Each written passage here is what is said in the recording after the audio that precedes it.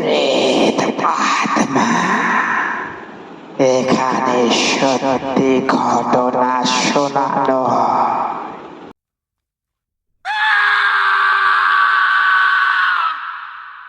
Hello বন্ধুরা, আশা করি সবাই খুব ভালো আছো। তো আবারও একটা নতুন ভৌতিক ঘটনা নিয়ে চলে এসেছি তোমাদের সাথে শেয়ার করতে। প্রেত আত্মা এই চ্যানেলটা নতুন আইডিয়া আমার, তো সবাই সাবস্ক্রাইব অবশ্যই করে দিও, লাইক শেয়ার অবশ্যই করে দিও। আর তোমরা সাপোর্ট না করলে আমাদের এই চ্যানেলে কী করে সামনে এগিয়ে নিয়ে যাব তোমরাই বলো বন্ধুরা। কমেন্ট অবশ্যই করো, লাইক করে দিও, সমস্ত বন্ধুদের পাঠিও। এবার আমার হোয়াটসঅ্যাপ নাম্বার দেওয়া রয়েছে, সেই নাম্বারে তোমরা অবশ্যই ঘটনা পাঠাতে পারো। তো আজকে যে ঘটনাটা তোমাদের সাথে শেয়ার করব, এই ঘটনাটা অতটা ভৌতিক নয়, আবার গা ছমছমের একটা ব্যাপার আছে। তো ঘটনাটা ঘটেছিল, আগের পর্বে তোমাদের শুনিয়েছিলাম একটা কারখানার গল্প। সেই কারখানারই গল্প এটা, কিন্তু এটা কারখানার মধ্যে নয়, এটা হবে কারখানার বাইরে।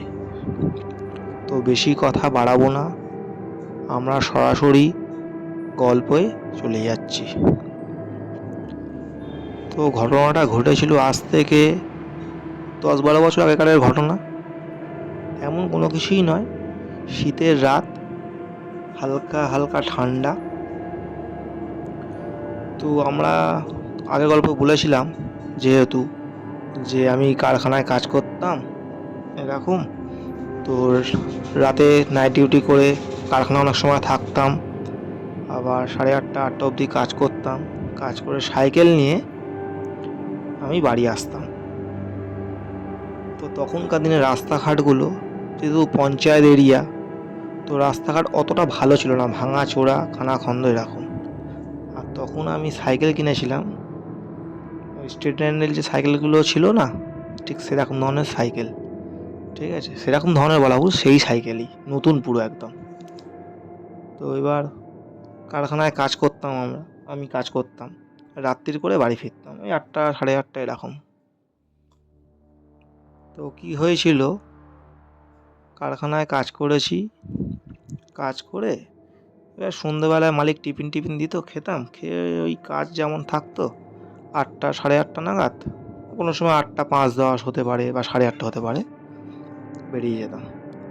তো যে কারখানায় কাজ করতাম, কারখানাটা হচ্ছে মেন রোড থেকে 10 মিনিট মতো ভিতরে, এটা মানে গলির যে রাস্তা সেরকম গলির রাস্তা। ওটা গ্রাম্য সাইড ছিল যেহেতু, সেখানে জায়গা নামটা উল্লেখ করছি না, কারণ উল্লেখ করার প্রয়োজন মনে করছি না। তো এবার ওখানে সাইকেল নিয়ে কাজে যেতাম, রাত্রি অবধি কাজকর্ম ফেরার পরে ফিরবো যখন, তখন এবার রাত্রির দিকে 8টা 10-15 হয়ে গিয়েছে। তো কারখানা সবাই আশেপাশে কাজ করতে তারা সব বাড়ি চলে গিয়েছে। এবার আমার বাড়িটাই দূরে ছিল যেহেতু, সেই সূত্রে আমি কারখানা থেকে বেরিয়ে গেছি। ভালো করে হাতে গ্লাভস ফ্লাস পরেছি, দেখলাম ভালোই দিকে ঠান্ডা পড়েছে, তো গ্লাভস ফ্লাস পরে বেরিয়ে গেছি সাইকেলে করে। রাস্তাঘাটগুলো একটু খারাপ যেহেতু, আমাকে বাঁচিয়ে বাঁচিয়ে আস্তে আস্তে যেতে হচ্ছে। তো সামনে একটা বাঁশবাগান পড়ে, জায়গাটা এমনিতেই একটুখানি গা ছমছমে লাগে আর কি, কারণ রাস্তায় তখন অত লাইট ছিল না, কোনো বাইক যদি আসতো তাহলে হয়তো একটু আলো পেতাম। তো গ্রামের সাইড বুঝতেই পারছো, অত বাইক ফাইকও চলছে না, বেশিরভাগ সাইকেল রিক্সা এইসব চলতো আর কি। তখন তো এরকম টোটোও ছিল না, আর এরকম অত লাইটের ব্যাপারও ছিল না, রাস্তায় বাল্ব জ্বলতো।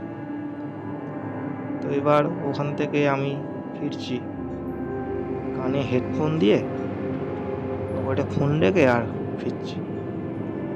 হঠাৎ দেখছি মানে ঠিক বাঁশবাগানটা টপকাবো তার আগে আমার সাইকেলের চেনটা পড়লো। এবার আমি চিন্তা করছি যে সাইকেলের চেন পড়লো, এটা হয়তো বন্ধুরা তোমরা সবাই ভাবতেই পারো যে সাইকেলে চেন পড়াটা এমন কোনো ব্যাপার না, চেন পড়তেই পারে, যেহেতু ভাঙাচোরা রাস্তা দিয়ে যাচ্ছি, আসতে যেই বা জড়ে যাই সাইকেলের চেন পড়তেই পারে, তাই তো। কিন্তু আমার সাইকেলের চেনটা যে পড়বে, সাইকেল কিন্তু নতুন সাইকেল আমার, চেন ফুল টাইট করা আছে, সব কিছু নতুন, যেহেতু সাইকেলের চেন পড়ার কোনো জায়গা নেই। তা প্রথম দিন চেনটা পড়লো আমার, মানে এই ফার্স্ট টাইম চেনটা সাইকেলে পড়লো। এবার আমি ভাবলাম হয়তো সাইকেলের চেন হয়তো বড় হয়ে গেছে বা ভাঙাচোরা রাস্তা, হয়তো তাই জন্য চেনটা পড়লো। প্রথম দিন ঠিক একই জায়গায় চেনটা পড়লো। কেন বলছি, ওখানের পাশে একটা মরা গাছ ছিল, গাছটা মানে একটা মোটা গাছ, কী গাছ জানি না, ডালপালা কিচ্ছু নেই, সবাই বলে নাকি বাজ পড়ে নাকি গাছটা নাকি মরে গেছে, তো গাছটা ওরকমই রয়েছে, তো ওই জায়গাটায় চেনটা পড়লো। তো এর সামনে বাস বাগান, সাইকেলে যেহেতু চেন পড়ে গেছে, এবার আমি তো চেনটা তুলতে পারছি না, না, অন্ধকার রাস্তা চারিদিকে। তো কী করলাম,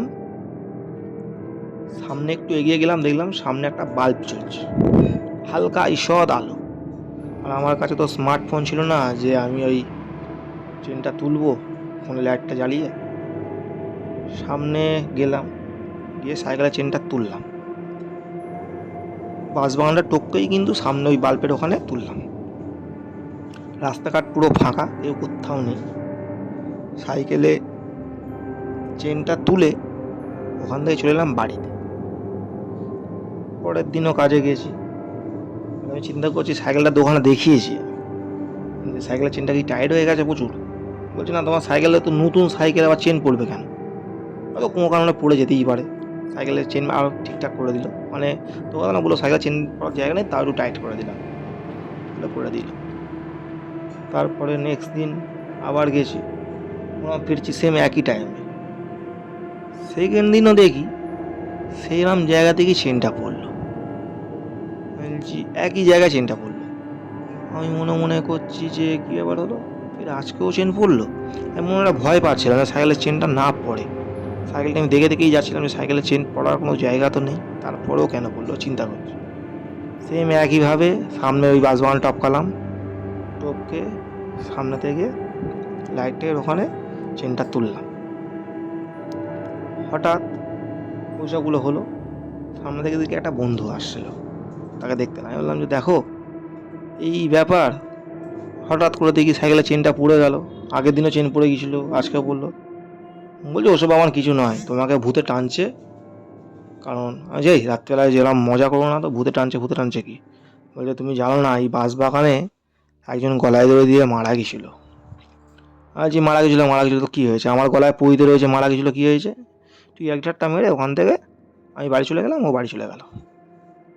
তৃতীয় দিন কারখানা থেকে বেরিয়েছি, একই টাইমে কাজকর্ম করেছি, এই ঘটনাটা কাউকে কিছু বলিনি তখন। তৃতীয় দিন দেখি একই জায়গায় ওরমভাবে যাচ্ছি, সেম একইভাবে দেখি চেন পড়েছে। আমি ভাবছি এটা তার মানে ভৌতিক ঘটনা, তার মানে কিছু একটা হবে, নিশ্চয়ই আমাকে এখান থেকে যেতে দিচ্ছে না, বা আমাকে হয়তো আটকে রাখার চেষ্টা করছে কিছু এরকম। তা বলে এই নয় যে আমার শরীর খারাপ হয়েছে বা কিছুই হয়নি। কিন্তু আমি সেম একই জায়গায় দাঁড়ালাম, ওইখানে বাসবাগানটা টপকে দাঁড়িয়ে আমি এবার লাইটের আলোয় চেনটা তুলে বাড়ি চলে গেলাম। পরের দিন ওভার টাইম করছিলাম, আজকে ঠিক করেছি যে যতই রাত্রি ঢোক না কেন বাড়ি আমি যাব, কিন্তু আমি একা যাব না, কাউকে না কাউকে ঠিক দিয়ে আসতে বল, দেখি কী হয়। বলে ওই দিন মালিক ছিল, তো মালিককে ঘটনাটা পুরোটাই বললাম। তো মালিক বললো ঠিক আছে, চিন্তার কোনো ব্যাপার নেই বাবা, না আমি তোমাকে দিয়ে আসছি চলো।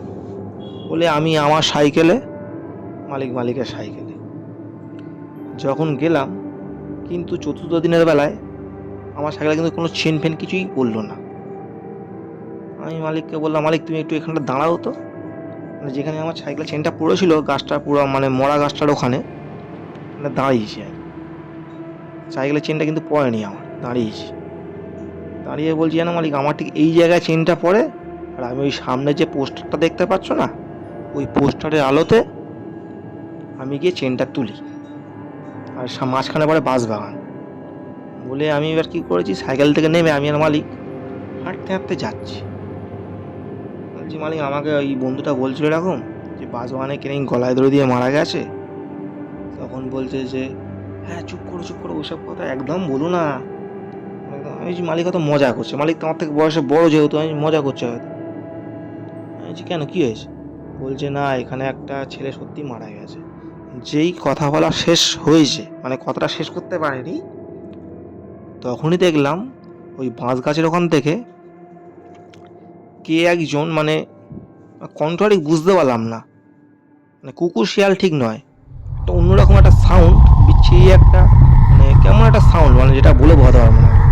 কান্নারও ঠিক নয়, হাসারও নয় ঠিক, একটা সাউন্ড হট করে মানে কানে এলো, কোনো কিছু বলছে না, মানে কি একটা কেমন sound। তো এবার ওখান থেকে সঙ্গে সঙ্গে দাঁড়ায়নি আর, আমি সঙ্গে সঙ্গে বললাম মালিক আমার একটু ভয় লাগে, বাড়ি চলে যাচ্ছি বলে আমি ওখান থেকে সাইকেলে করে টেনে বেরিয়ে গেছি। মালিক বললাম তুমি সাবধানে যাও। মালিক এত ভয় পেয়ে গিয়েছে, তো মালিক ওই রাস্তা দিয়ে আর বাড়ি ফেরেনি, একটা অন্য রাস্তা ছিল, অন্য রাস্তায় একটু আলো ছিল, অনেকটা ঘুরায়, ঘুরে ঘুরে অন্য রাস্তা দিয়ে বাড়ির ভিতর থেকে ঘুরে ঘুরে গেছে। তো এবার তারপরে আর কোনোদিন কোনো কিছু হয়নি, ঠিক আছে। তো আমার কাছে কথা হলো, সেই সাউন্ডটা একটা এলো, আমি ভাবলাম হয়তো বাঁশে বাঁশে ঘষা খাচ্ছে একটা সাউন্ড হয় সেরকম, ঠিক আছে। এবার মা তো ভেবে নিলাম, কিন্তু চতুর্থ দিনের বেলা আমার তাহলে চেনটা কেন পড়লো না, তাহলে আমার সাথে কী ঘটনা ওটা ঘটতে গিয়েছিলো আমি ঠিক জানি না। আমার কাছে এটা ভৌতিক ব্যাপার বলে মনে হলো, তোমাদের কাছে এটা কী ব্যাপার সেটা তোমরা অবশ্যই কমেন্টে জানিয়ে দিও। এই ঘটনাটা এরকমই ছিল, এটা পুরোটাই সত্য ঘটনা, বিশ্বাস অবিশ্বাস পুরোটাই আপনাদের ব্যক্তিগত ব্যাপার। আর ঘটনাগুলো যে আমি বলছি এগুলো পুরোটাই সত্যি ভৌতিক ঘটনা, এগুলো আমার কাছে, আর আপনাদের কাছে মনে হতে পারে হয়তো এটা বানানো কোনো গল্প, সেটা আপনাদের ব্যক্তিগত ব্যাপার। এগুলো আপনারা আনন্দের সাথে গল্পগুলো পড়ুন, শুনুন, কানে হেডফোন লাগিয়ে, অবশ্যই আপনাদের সবার ভালো লাগবে, ঠিক আছে। তো এই ছিল ঘটনা, আশা করছি ভালো লেগেছে। তোমরা ঘটনা পাঠাতে হলে আমার হোয়াটসঅ্যাপ নাম্বার দেওয়াই রয়েছে, দেখতেই পাচ্ছ। তো সেখান থেকে অবশ্যই তোমরা ঘটনা হোয়াটসঅ্যাপে পাঠাতে পারো, তোমরা অডিও করে পাঠাতে পারো। সেই অডিও রেকর্ডিং আমি আমার ইউটিউব পেজ আত্মা যে চ্যানেলটায় আমি অবশ্যই দিয়ে দেবো। আর প্রতি বৃহস্পতিবার এবং শনিবার রাত ঠিক 10টায় এই ঘটনাগুলো ঠিক সময় চলে আসবে। তো আজকের মতো টাটা, গুড নাইট, সবাই খুব ভালো থেকো, সুস্থ থেকো। আর এখন তো বর্ষাকাল, তো সবাই খুব সাবধানে থেকো, কারণ এখন ঘরে ঘরে, প্রত্যেকটা ঘরে ঘরে আমাদের শরীর খারাপ হচ্ছে। রিসেন্ট আমারও শরীর খারাপ হয়ে গেছিলো, আমার মায়ের শরীর খারাপ হয়ে গেছিলো, ঠিক আছে। তো সেই সূত্রেই জানাচ্ছি সবাই খুব সাবধানে থেকো। আর জল যখন খাবে না তখন একটু চেষ্টা করো গরম করে খাওয়ার, কারণ এই বর্ষার ওয়েদার তো বুঝতেই পারছো তো, আর বেশি বৃষ্টিতে ভিজো না, সব সাবধানে থেকো, চেষ্টা করো যতটা কম ভেজে যায়, ঠিক আছে। তো আজকের মতো টাটা, গুড নাইট, সবাই খুব ভালো থাকো, কেমন।